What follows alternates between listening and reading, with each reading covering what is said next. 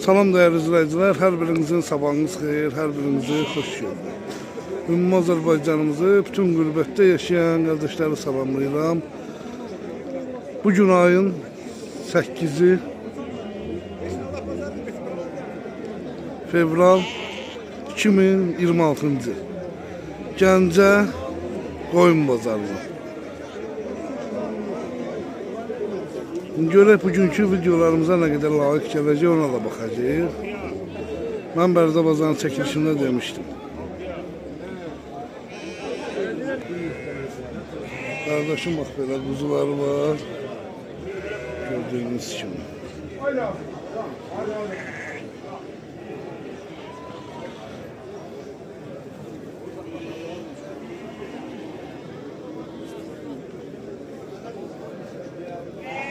Biri neçədir? 320 manat. 320 manatdan deyilir. Bax bu quzular. Gördüğünüz kuzular 320 manat.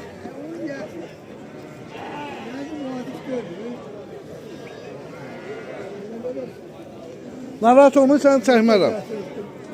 Narahat olma. Bundan alınmış olar. Hayırlı olsun.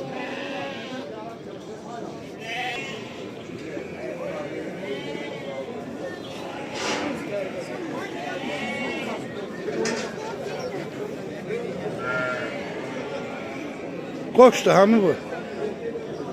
2 yaşı var mı? 4 yaşı. 4 yaşı. 120 var ya bandırı çekse. Çok olur. Bu da koçtu hami. Bu uludur. Neçədə deyirsən bu koçları? Koçun 1200 lira. Her birini? Yok. Ha. Ve o birisi? Bunların 700 lira, 600 lira.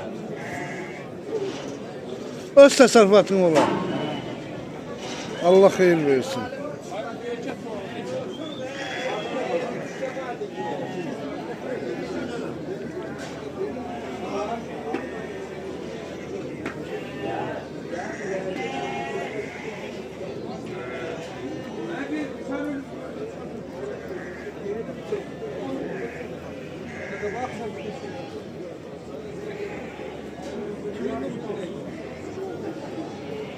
Güzel kişi, hardan gəlsin bunları?